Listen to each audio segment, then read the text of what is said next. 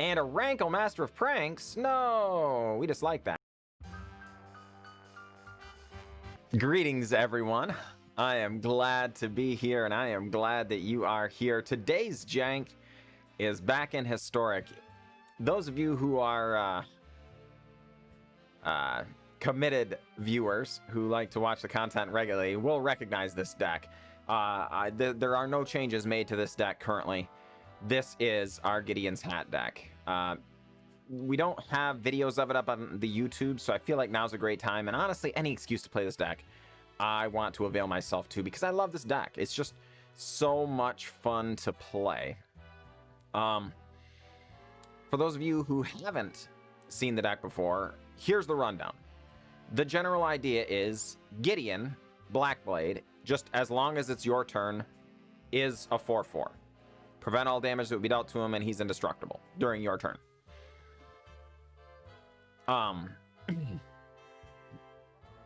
He has a +1. Up to one other target creature you control gains your choice of Vigilance, Lifelink, or Indestructible until the end of turn. -6. Exile a non-land permanent, and he comes down as a 4, so can immediately +5. So there's Gideon. There is also Gideon of the Trials from Amonkhet. 3 mana Gideon with 3 loyalty, +1 until your next turn. Prevent all damage target permanent would deal. So yeah, you can even plus on a land and say, huh, any damage that permanent would deal, it doesn't deal any instead. If the desire strikes you, any target permanent. Until the end of turn, for 0 loyalty, Gideon of the Trials becomes a 4/4 human soldier creature token with indestructible that's still a planeswalker. Prevent all damage that would be dealt to him this turn. And the final ability is you get an emblem with, as long as you control a Gideon planeswalker, you can't lose the game, and your opponents can't win the game.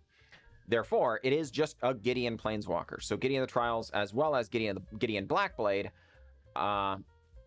will count as long as you just have the emblem here. So, these are our Gideons.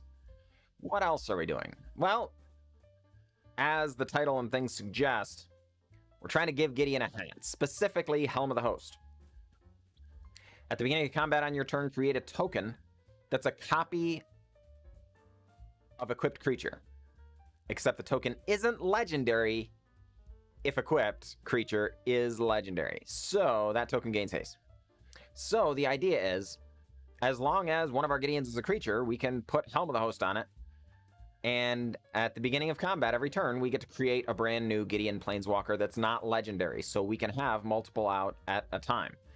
So, for instance, on Gideon of the Trials, we turn one into a 4/4. Then our other one, we can prevent damage. Now, because when you create a token copy, Gideon of the Trials has not activated any loyalty abilities there, and therefore won't be attacking this combat, even though it gains haste. But now you have 2 Gideon of the Trials to prevent lots of damage and things. Gideon Blackblade, you don't have to activate. So if you make a token copy of Gideon Blackblade that gains haste because of Helm of the Host, you just get to attack with it this turn as well. You don't, of course, the token is made during combat, so you can't activate loyalty abilities of planeswalkers during combat. So you don't get to give one another indestructible, or I mean, they've already got indestructible. So you don't get to give one another vigilance or lifelink or anything, but that's okay. That's okay. You're making additional token copies of Gideon that aren't legendary, and you can get lots and lots of Gideons into play, and it is a lot of fun. So that is the primary synergy. Helm of the Host, just a 2-of. What else are we doing here? Well, we're trying to delay the game long enough to make that happen. So, we have a fair amount of land drops here, 26 lands, as well as a Birth of Meletis to make sure we hit that land drop, as well as 4 Mind Stones as well. We then have just a control package of Glass Casket, a couple of Banishing Lights, some Shatter the Skies and Wrath of Gods, and then, for card advantage, we have Karn, Sign of Urza, and Karn, the Great Creator. I actually think it's possible maybe we want to go down 1 Karn, Sign of Urza and go up 1 more Board Sweeper or something. We'll play the games and find out. That might make the deck better. There are plenty of times where the thing we need most is another board sweeper, right? So 7 is a lot, but that's not infinite, right? That said, you can, with Karn, plus you basically draw a card, your opponent gets to give it to you, but yeah, whatever. You get a card. The -1 is you get the card your opponent didn't give you. The -2 is a very, very important on Karn Side of Urza here. You make a Karnstruct. This creature gets +1/+1 for each artifact you control. Now, you'll note we have a number of artifacts in the main. So this will often not be a 1/1, but it does grow for every other Karnstruct on the battlefield because they are also artifacts. So one of the key synergies here is we can equip Helm of the Host to one of these Karnstruct fellows, and this 0/0, which is a 1/1 because it is an artifact, will then make another one of these same creatures that now they're both 2/2s, and it will make another one the next turn, so now they're all 3/3s. And of course, they're all much bigger. If we even just have a Mind Stone, they're all +1/+1, or a Grafdigger's Cage, they're all +1/+1 more. Things like that, right? So they can really get out of hand with these Helm of the Hosts and end the game relatively quickly, for sure. The other notable card here that is kind of the elephant in the room is Karn the Great Creator. If you've played much Historic, you've likely ran into these style decks. Currently, there are some really, really finely tuned and very good performing mono brown decks that just are able to go way over the top of everything in the format by gaining tons of life so the aggressive decks can't catch them. Exiling all your important things with Ugin and Ulamog and all that kind of stuff, and getting there lightning quick. Karn shuts off all their mana dorks, because they run on lots of Mind Stones and things like that. So you shut all those off, and they've got to just use lands. They're less well equipped for that. So this card alone, very good in the matchup. But we also get to use the thing that they get to use, where we get to go to our sideboard and find silver bullet cards. So we have Graveyard Hate in Tormod's Crypt and Grafdigger's Cage. We have Life Gain for those pesky mono red style matchups and things. Another Soul Guide Lantern, just as a different style Graveyard Hate, should that matter. A couple of Ratchet Bombs. These are very, very good in token matchups, but also good in things like Goblins that you might not think of as a token matchup. But one of the most frequent ways you can just kind of die out of nowhere is when your opponent is able to activate Franco with a hasty person on board and just make, 6 or 8 2/2s or 3/3s or whatever they end up being. You can just kill all those, right? And we have a pair of Sorcerer Spyglass for shutting off problematic things such as Search for Iskantas that are flipped. Shutting off, obviously, Planeswalkers is the primary thing that this is in here for. But it can also shut off the drawing on different, shut off the drawing side of Mind Stone, things like that, should those sorts of things matter. We have our third Helm of the Host on the side. So you'll note there are only 2 Helm of the Hosts in the main, because they're really not very good in multiples. They are legendary. But with Karn, we have 4 copies of Karn, 2 copies of Helm of the Host, so that's 6 in the main, when you count the fact that we have 1 here on the side. We have Lithvorm Engine 4 times when that is good. God-Pharaoh Statue, read all the time, right? We love Lithvorm Engine. But there is also God-Pharaoh Statue, Akroma's Memorial, Meteor Golem, Platinum Angel, Parhelion 2, and Stonecoil Serpent, all for situational fetching. Now, it's possible this one of Grafdigger's Cage in the main might just be better off as a board sweeper as well. So depending on how the game's going stuff, we might end up going that direction. We'll see. But this was originally built and earned... I actually made it to Mythic with this deck in August. So you'll note it with all the board sweepers and things like that. It was quite good into Goblins, and this is one of the reasons it was good into Goblins, is the main deck, Grafdigger's Cage, as well as one on the side. But all that being said, I've had a lot of fun with the deck when I've played it in the past. Let's go see if we can get some games in, shall we?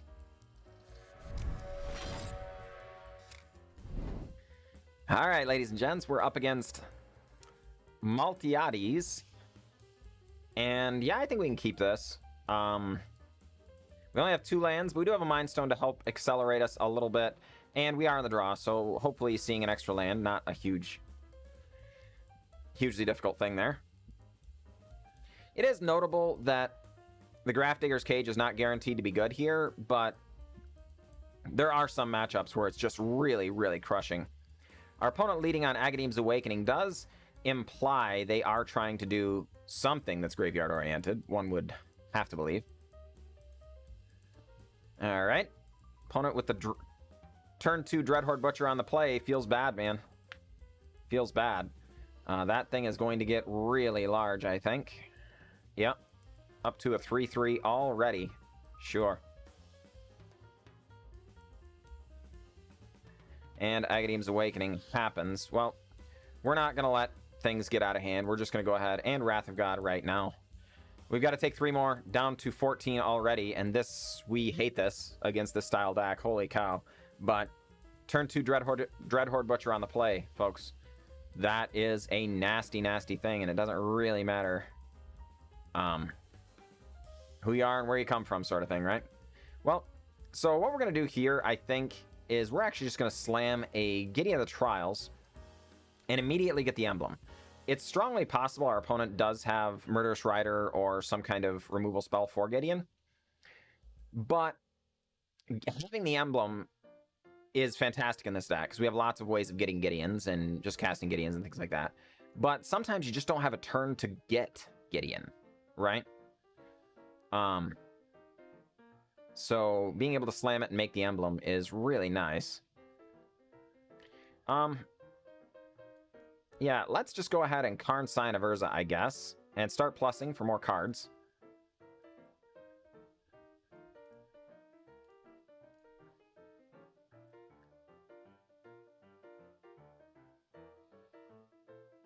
Opponent can offer us a Plains or another Gideon of the Trials. They unsurprisingly go with the Plains.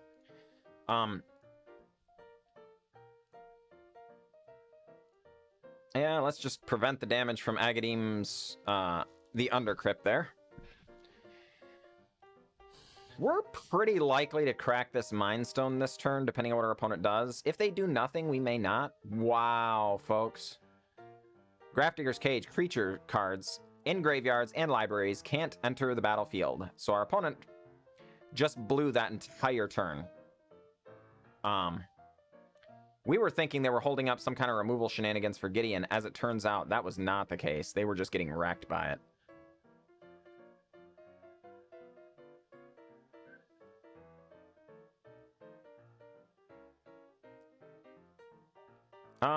Yeah, let's go ahead and draw, I guess. Sometimes it's really actually pretty fruitful to leave that in play. But all right, let's go up. A Wrath of God or another Plains. We might start going down here shortly. We are going to turn Gideon into a creature and brave the potential removal spells here. Drop our opponent down to 14. It's now a tie ball game.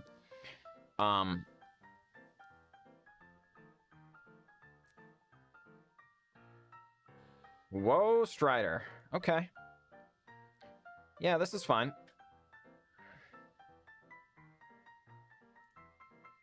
All right, let's make a dude. Castle Ardenvale token.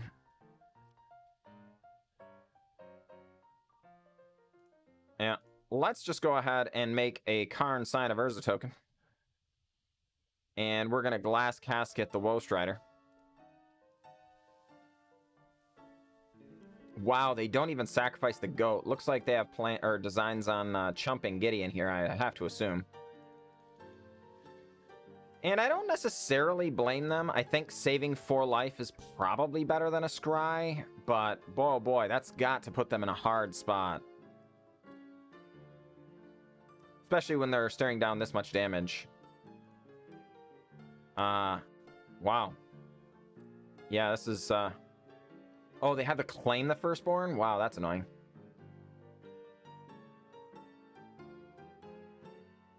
Alright. Yep. Karn Struck getting in at Karn Daddy. We're going to make a dude and block the Dreadhorde Butcher, of course. Karn Scion of Urza takes the damage. The Karn Struck likely takes the other one. Indeed. That's really annoying, but honestly, that is just about the best case scenario for the way things can go down when your opponent casts a Dreadhorde Butcher on you. So let's go ahead and go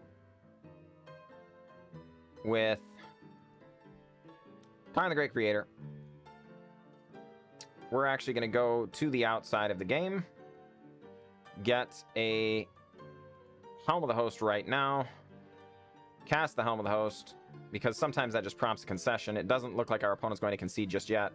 So then, yeah, let's get in. We're going to save back the 1/1 just in case. Definitely want to protect our creatures. We're going to make a Karnstruct and pass. We will be making copies of Gideon of the Trials rather than the Karnstruct, because that's what this deck's all about. Unfortunately, our opponent won't give us that opportunity and scoops up their magic cards. Good game.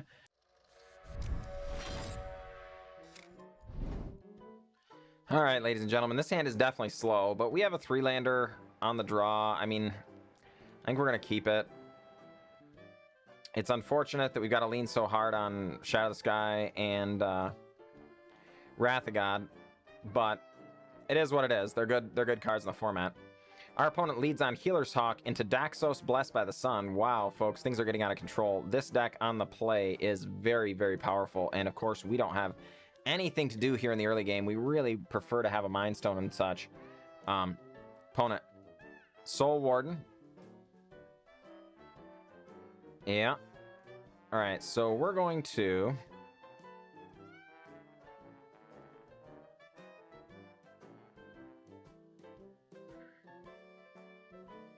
Yeah, I think we're just gonna Gideon Blackblade, opponent gonna gain a life. We're gonna go ahead and go up, submit 0, and pass.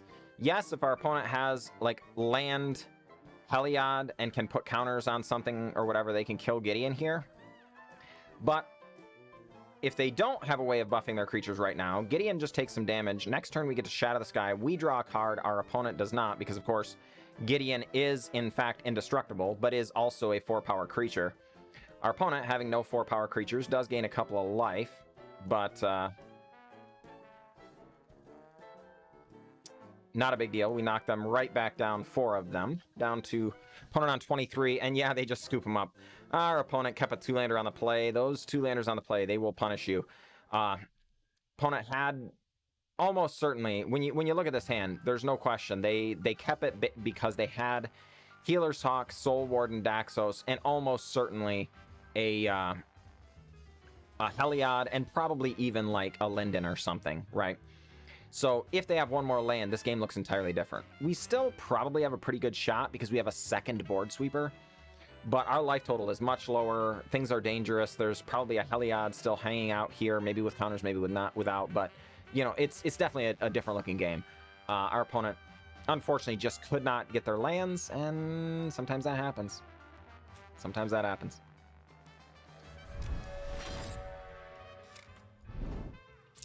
All right, folks. Man, this is sketchy, and we're going to keep it. We don't have any board sweepers at all, so we have no ways of actually interacting with our opponent. I was about to say, we've got to hope our opponent isn't aggressive, and then bam, they just slam a turn 1 Knight of the Ebon Legion. That signifies our opponent is very likely quite aggressive.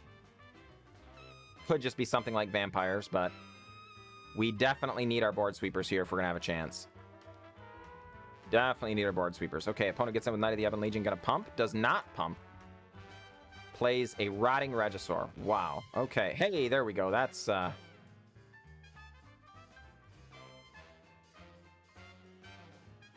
Shatter the Sky.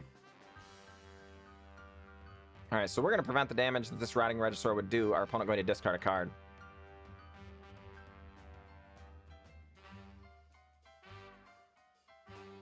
Yep. Now, this is kind of punishing for our opponent here because they still have to discard the card. The Rotting Regisaur just doesn't do anything, right? They're now faced with a quandary. They can pump the Knight of the Ebon Legion and kill Gideon, but it doesn't do anything, right? Like, or they don't get to do anything, I should say. So as far as advancing their board or whatever, it's kind of not great. Okay, so opponent chooses to just get in with Eliminate. Hits us for a wee bit. And yeah, I think we're just going to go ahead and Wrath of the Deities and pass the turn.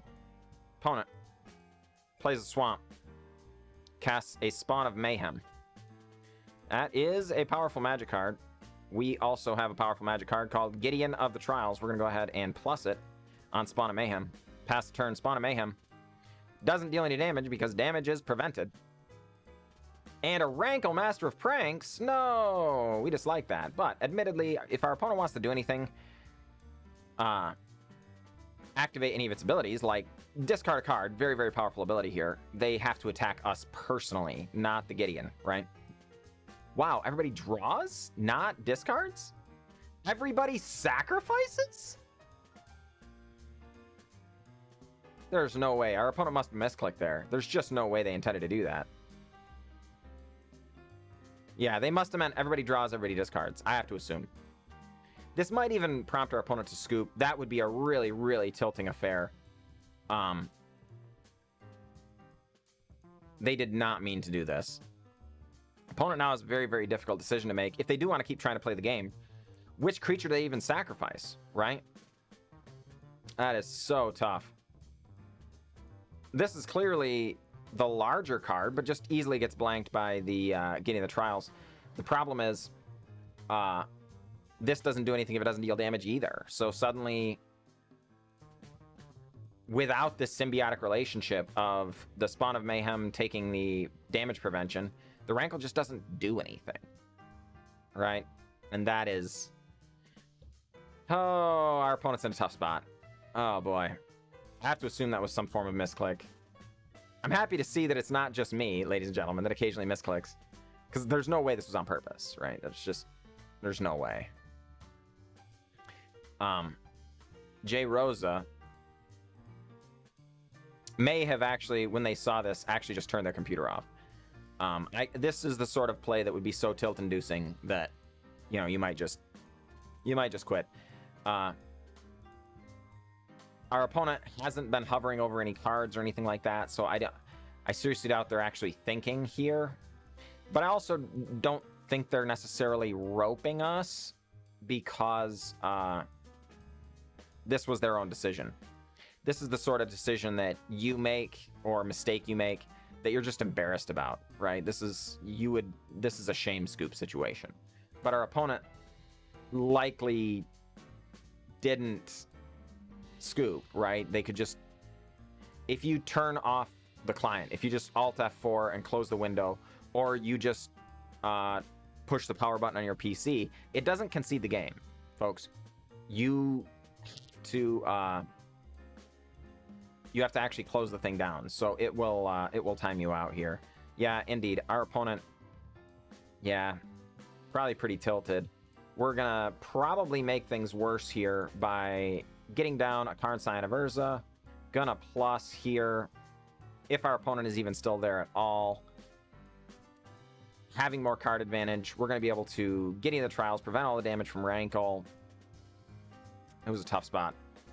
We were kind of priced into last turn, before they sacrificed one of their creatures, we were kind of priced into Shattering the Sky, right? We basically had to.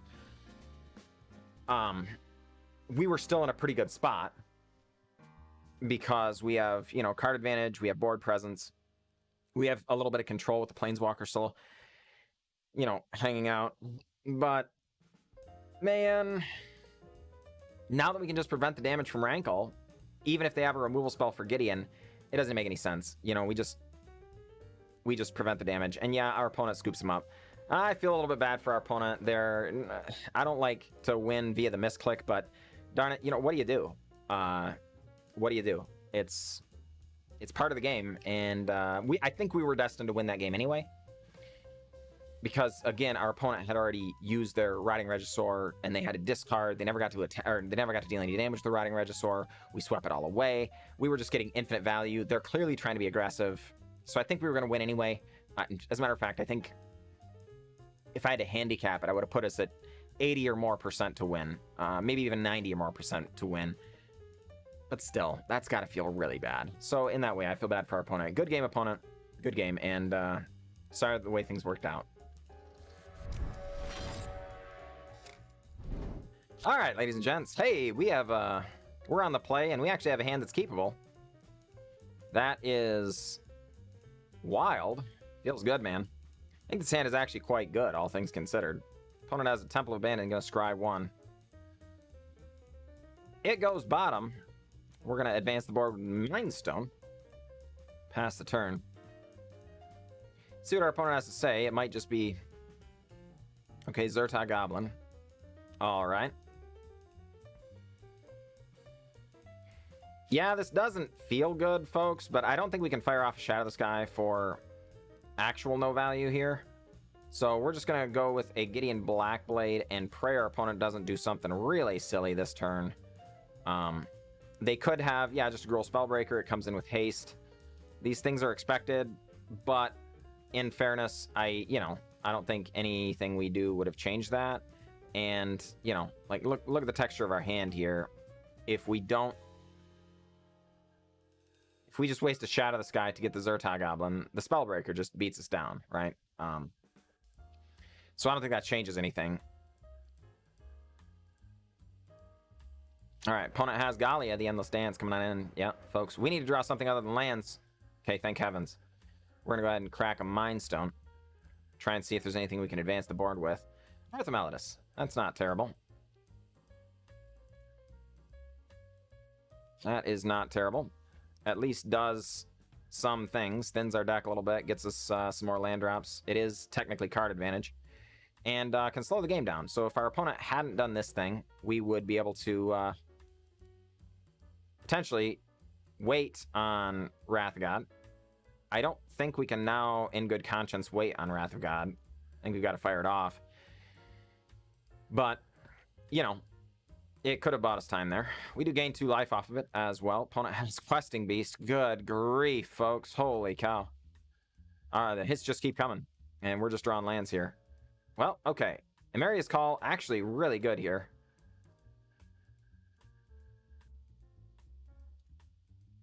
Because we already have the 7 lands, right? And these trade with Questing Beast. Now, I'm expecting our opponent to have...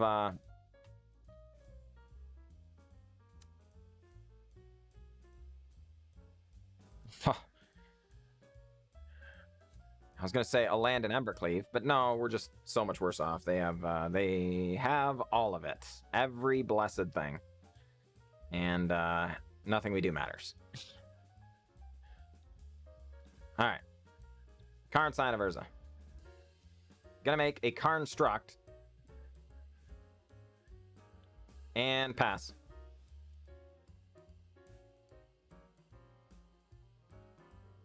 Opponent, Ben Kenobi 1088, has been consistently 2-for-1 this game with board sweepers and stuff.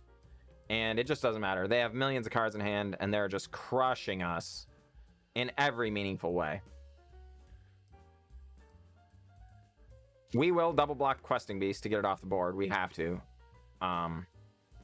If they have another Questing Beast, that's fine. We're gonna lose, but it is what it is. Yep, because we have to crack the Mind Stone anyhow. And then our Karn structure is going to shrink. Oh my goodness. Oh, thank heavens. Oh, thank heavens. Okay.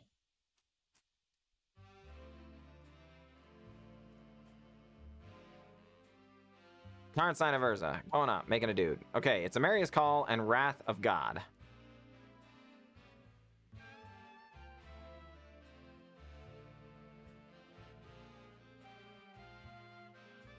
Opponent having a difficult time deciding what to give us here. They give us Emeria's Call. Alright, then we're going to Shatter. Because that implies they didn't want their board swept, right? I assume that means they have, like,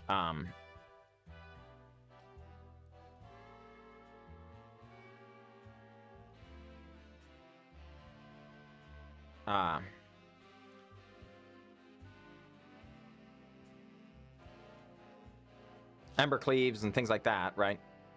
So, Galia the Endless Dance coming on down. Man, this is annoying. Holy cats. Yep. Gets in. Deals 2 damage. We are down to 2 points of life, ladies and gentlemen. Good golly, Miss Molly.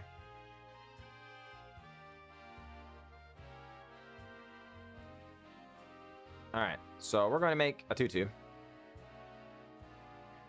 We are going to make that 2-2 indestructible.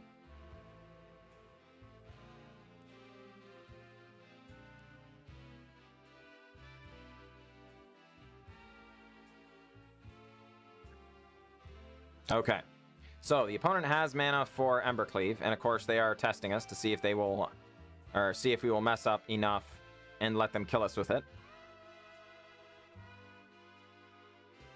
All right, we will not. But the Embercleave is now in play. That is not great news for us. All right, so let's go up. Karn, Scion of Urza are going to get us a card. It's going to be either a Gideon or a Glass Casket.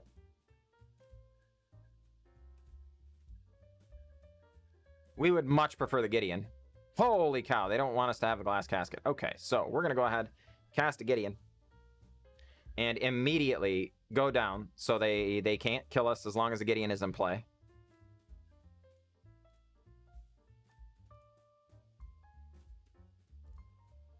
And we're going to get in with our Vigilant Angel here. Yes, it's possible the lifelink would have been nice there, but we can't die as long as we have a Gideon in play, right?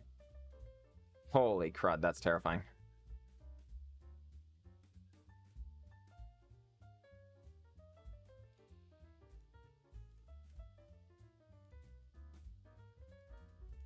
All right, so we're going to make our Angel indestructible. Shatter the Sky.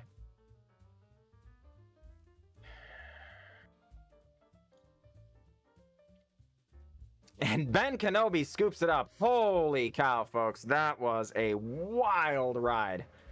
Oh, my word. Yeah. Admittedly, we weren't going to be able to swing with a 4-4 here. I think we had to hold it off. We were priced into it. No, I guess, yeah. Yeah, I think we're priced into holding back. But we get to swing for 8 this turn. Like, next turn, we get to make a Karn Struct. Cast a new Karn, probably make another Karn Struct. Our opponent was in really, really difficult shape. And when they had us that low on life, holy cow, I can only imagine what they were thinking. Just give me a Bone Crusher or something like that, right? But now that we got an emblem, a Bone Crusher just doesn't do it anymore. They have to get through all 9 of these loyalty and then our life as well. And that's just going to be too much with just the 1 card in hand. Holy cow, folks. That was looking pretty bleak. But the deck, you know, came through. Really did. That's why we have so many rats in the deck, folks, because sometimes you need to cast them all. You know, all right. Either way, good game, Ben Kenobi. Good game. All right, folks, here we are looking back at the deck.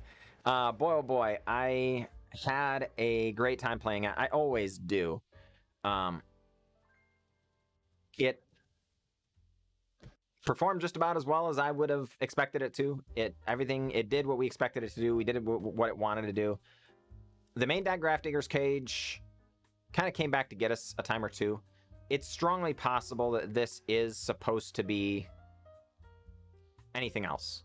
Likely either a Giant Slap, so cast off,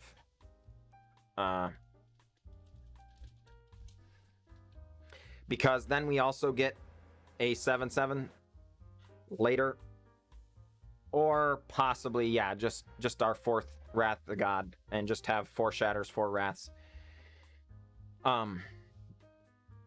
They are so pivotal to the game plan that if we don't have these are almost always the cards we want to draw. If these cards don't matter, we're almost certainly going to lose anyway, right? So it's quite possible that, yeah, that would be better. It's also possible, maybe just another Birth of Meletis. Honestly, as silly as that sounds, it could be another one of those situations where if we have another Birth of Meletis, we could maybe go down one of these, because we do currently have 3 Emeria's Call, 3 Castle Ardenvale, and 20 lands. So that's 26 lands plus the 27th Birth of Meletis. So if we go down 1 Emeria's Call, up 1 Birth of Meletis, we could then maybe even still go up a Wrath of God and still have something to do in the early game as well, right? So I'm not quite sure, but I do think the deck was a lot of fun. I really enjoyed it. I think we will make that change. And yeah, there we go. And of course, for those of you who are curious, we do still get to go to the sideboard and get a Grafdigger's Cage should that be the card we need, right? So we're still okay on that one. But anyway, all that being said, tell me what you guys think down in the comments. I really appreciate it. This has been my baby for a while, and I've really enjoyed playing it. Tell me what you think. Tell me how you might improve it. I really appreciate it. Definitely do the liking and sharing stuff. It helps YouTube know whether or not to recommend our content, and I really appreciate it. That said, I will see you all later.